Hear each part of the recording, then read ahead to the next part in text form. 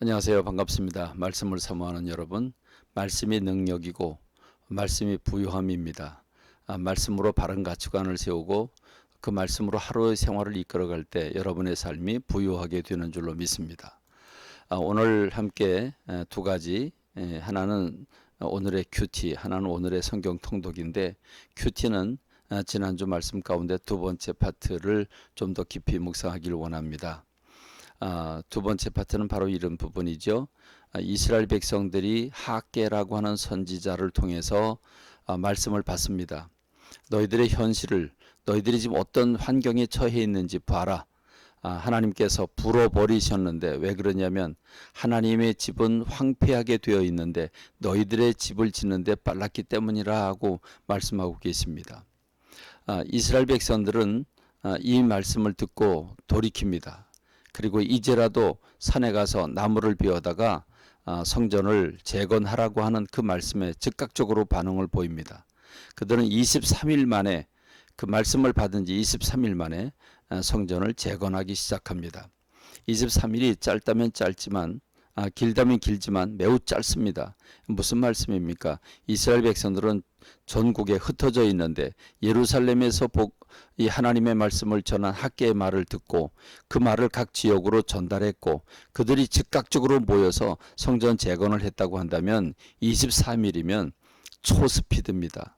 오늘 저와 여러분들의 성경을 읽을 때에 또 하나님의 말씀을 받을 때, 설교 말씀 받을 때에 즉각적인 반응을 하는지 돌아봐야 될 것입니다.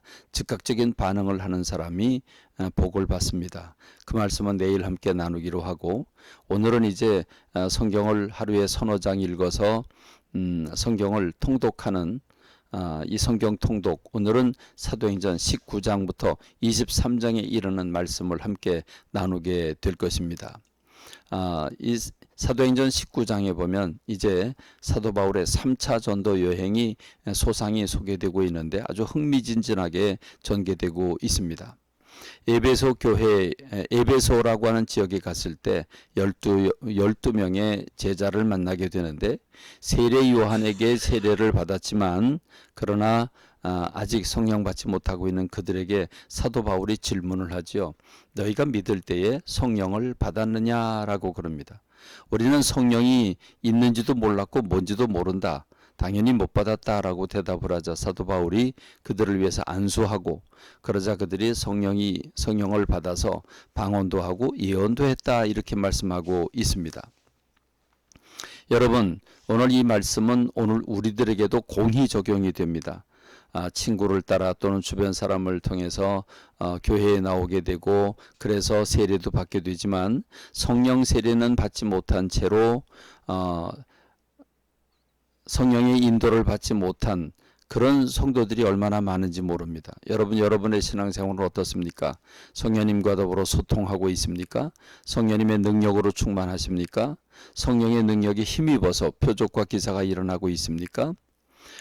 오늘 우리가 성령의 세례를 받지 못한다면 형식적인 신앙생활에 머무를 수밖에 없음을 우리가 알아야 될 것입니다. 그래서 사도 바울이 너희가 믿을 때에 성령을 받았느냐라고 질문하는 것입니다. 사도 바울이 이제 에베소에서 본격적으로 복음을 전하게 되는데 많은 사람들이 그 복음을 제대로 받아들이지 않습니다. 그래서 사도 바울은 두란노라고 하는 서원을 세워서 건물을 정해놓고 그 건물에서 아주 고정적으로 2년 동안 복음을 아주 세밀하게 매일매일 전하게 됩니다. 이렇게 되니까 헬라인과 유대인 중 많은 사람들이 말씀을 듣고 반응을 하죠. 거기에다가 성령의 능력이 나타납니다. 바울의 손수건과 앞치마만 가지고 가도 병든 사람의 병이 낫고 귀신들이 도망을 갑니다. 이 모습을 보고 마술하던 사람들이 예수의 이름으로 귀신을 추방하는 흉내를 냅니다. 그러나 봉변을 당하지요. 이들이 귀신이 그럽니다. 내가 예수 그리스도도 알고 바울도 아는데 너희들은 누구냐? 그리고 올라타고 그들을 압제하게 되지요. 그렇습니다. 오늘 저와 여러분들이 하나님을 믿고는 있지만 형식적으로 믿다가 보니 성령의 능력은 나타나지 않고 귀신들의 조롱을 받고 있는 건 아닌지 돌이켜봐야 될 것입니다. 이들은 이 마술자들은 이 성령의 나타남과 능력을 보고 귀신들의 역사함을 보고 그들은 마술을 벌이고 마술책을 불사르게 되는데 그날 불사른 마술책의 책값만 해도 은 5만 원어치의 어마어마한 상당이라고 말씀하고 있습니다. 이쯤 되자 데메드리오라고 하는 은장색이 밥줄이 끊어진 걸 보고 소동을 일으켜서 사도 바울은 결국 에베소를 떠나게 되지요. 그래서 드로아로 갑니다. 그래서 거기서 밤중까지 설교를 하다가 창문에 걸터 앉은 유두고라고 하는 청년이 그만 떨어져 3층에서 떨어져 죽게 되지요. 그러나 사도 바울이 그를 다시 살리게 됩니다. 이런 흥미진진한 말씀들이 계속 이어지는데 밀라도에 갔을 때 에베소에 연락을 해서 내가 다시는 너희들에게 돌아올지 내가 알 수 없는 그 걸음을 예루살렘으로 가야 한다는 얘기를 들으면서 눈물에 작별을 하는 모습을 볼 수 있습니다. 여러분, 사도 바울은 이렇게 얘기를 하죠. 내가 예루살렘에 가서 붙잡히는 것뿐만 아니라 나는 죽는 것까지 각오했노라고 이렇게까지 말을 합니다. 사도 바울이 복음을 위해서 얼마나 그 열정을 가지고 있고 생명을 내던졌는지를 알 수 있는 부분입니다. 너희가 어째서 울면서 내 마음을 상하게 하느냐?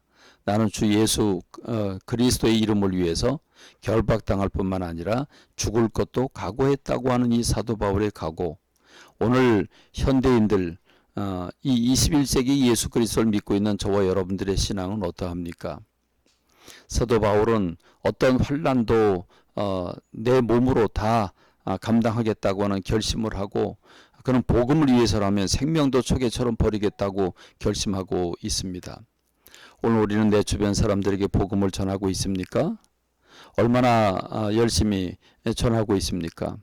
하나님은 이러한 생명을 건 사도 바울의 목숨을 보호해 주십니다. 천부장을 통해서 보병 200명, 기병 70명, 창병 200명을 보내서 호위를 하고 보호를 하는 모습을 볼 수 있죠. 한 사람이 죄인을 위해서 여러분 생각해 보십시오.